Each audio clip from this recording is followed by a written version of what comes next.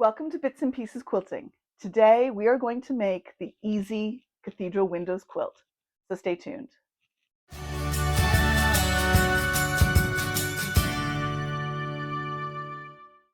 Hi, I'm Michelle, and today we are going to make this quilt which I have called the Easy Cathedral Windows quilt. A few weeks ago I made a faux cathedral windows quilt, and that was supposed to be easy. But then it got a little more complicated. So I wanted to offer this truly easy cathedral windows quilt. It has a completely different look than the other one. These little diamonds, rather than smaller cathedral window units, make the difference, but the overall effect is stunningly different. I think this is also a really beautiful project, and I'm really keen to show you how to do it. So stay tuned. So this is the fabric pull for my Easy Cathedral Windows quilt. I was inspired by the blues and greens of nature and the ocean. And so I went through my collection to see what I had that fit that theme of nature and ocean and sea glass. And I found these pieces in particular. These are a lot of leftovers, and they're a miscut. I was using them for an Elizabeth Hartman project, and I didn't need anywhere near as many as I had cut. And so these are a very strange size. I think they're 2 inches by 2¼ inches. So they sort of would fit in my 2 inch scrap bin, but they look like they should go into the 2½, but they're just not quite big enough. So I'd love to find a way to use them up. And I think for this project, I will find a way. So if these are the cornerstones or the corner pieces in the Easy Cathedral windows, could I pull things to suit them to use them up? And so this is what I've come up with. Some of it is scraps out of my batik drawer, which are these pieces. Some of it is some fat quarters, like some of these blues, and some of it is just yardage. And then in looking at my drawer of neutrals and backgrounds, I found a number of pieces of this that I'm going to use for the background, and I have a ton of different pieces of it. So this will be the background of my ocean sea glass Easy Cathedral windows. Let me show you how to put these Easy Cathedral window blocks together. We're going to start with 2 bricks that are 4½ inches by 2½ inches and 4 squares of background which are 2½ inches square.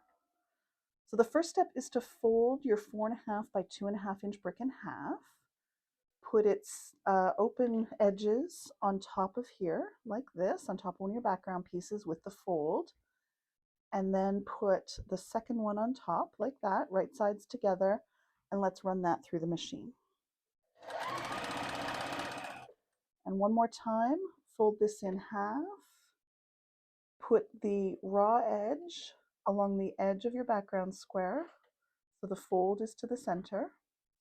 Add your second background square on top, right sides together, and then run that through the machine with a 1/4 inch seam. And once you've done a whole ton of those, and I have a little pile sitting right here, the next step is to cut this tiny little fold, just so that you can open these up. So with some really small, really sharp scissors, I'm just going to slide in here and slice that so that I've opened up that fold. Let me do that one more time. Pull this back, use the really sharp scissors, slice that. And then once those are sliced, you take them over to the iron, and I press these seams open. So with that slice done, it makes it lay nice and flat. So I'm going to finger press that open like this. And then at the iron on the front side, lay that down really well and give it a good press. And so your final shapes, your final blocks will look like this, with the seam pressed open. And then with 2 of them, we're going to make our Easy Cathedral window unit. So I want to make sure that these seams are really, really well lined up. And I find that that works really well with a clip. So with a clip holding those really well lined up, I'm going to make sure that these folded edges are really well lined up. and then slide this under the machine. There's no rush to get through this. I'm going to go through to the clip, pull the clip off, go a little further, and then double check that these are lined up. And in this case, they aren't. So I'm going to give them just a little bit of encouragement to line up. Hold that firmly in place and finish my 1/4 inch seam to the end. And if you've done everything perfectly, your final result is this easy cathedral windows block.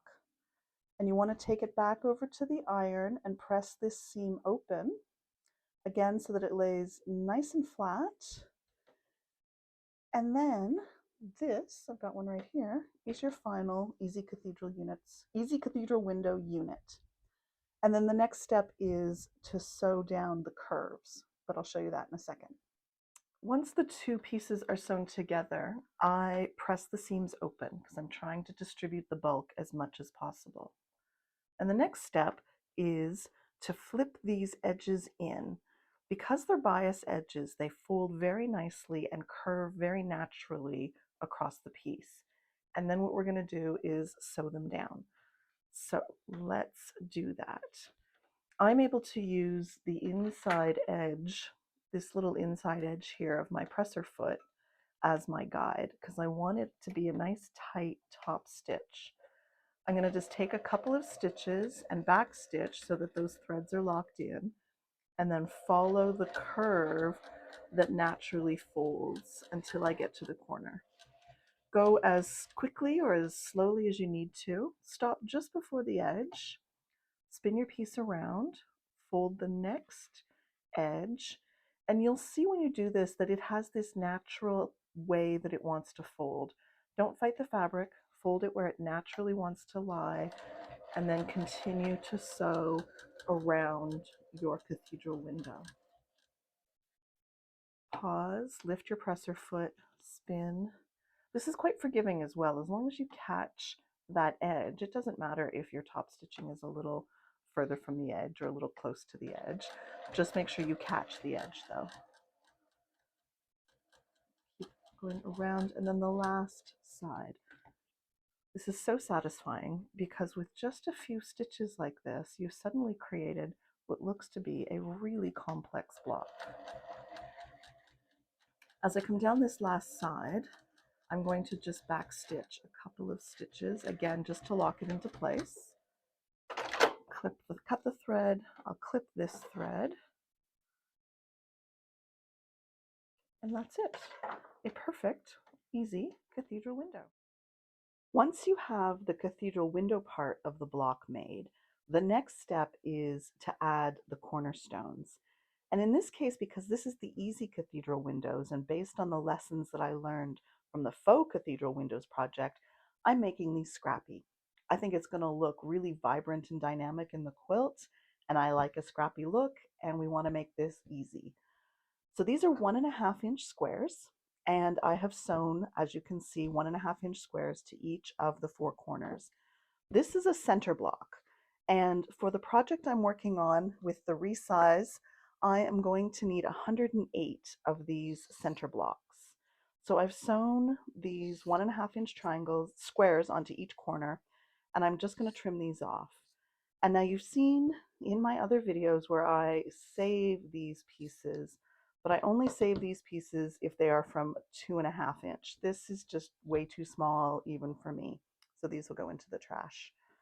Then I'll take this over to the iron, and I'm going to press these seams open. I'm a little obsessed with pressing seams open lately, and so I'm going to press those open so that the final result is a block that looks like this, with the seams pressed open. So for the 11 by 14 layout that you'll see in the final pattern, I need 108 of these. And then because of the design, I don't want these corners on my edge pieces. So I have some that have just 2. And because of the seam in the center of the cathedral window block, I want these ones to go top and bottom that have 2 corners, but corners that are aligned with this seam. So that's going to go across the top. This will go into the middle. I've also sewn some where the two corners are, gosh, what's the mathematical description here? Perpendicular, I guess, to where this seam line is. So these will be my blocks that go on the sides, like this, just so that all of these Easy Cathedral window blocks are all lined up with the same horizon across the whole quilt. And then, of course, I need 4 corner blocks. And so there we go, there's a corner block. So that is how the Easy Cathedral Windows blocks are going to go together. And I love this. Much, much simpler than what I did in the Faux Cathedral Windows. And I'm just going to mix it all up. The cathedral windows themselves, oops, we need one of these across the top. The cathedral windows themselves are all mixed up. I'll do a layout to make sure that a bunch of the same colors aren't too close together, but I think this is going to look spectacular. So I have a few more blocks to make, a few more blocks to finish, but it's looking so smart. And you still get this secondary pattern emerging, but without the time-consuming approach that I used in the Faux Cathedral Windows. I did take the time to lay out all of the different blocks just to make sure the same colors weren't too close to each other. And then I pinned or clipped, in this case, all the way across the row. I really wanted to make sure to line up both the points on the windows, but also the places where the corners, the snowballs, met each other. This is some shots of the final quilt. I did add a batting and a backing for this, and I machine quilted all through the background and all over those snowballed corners.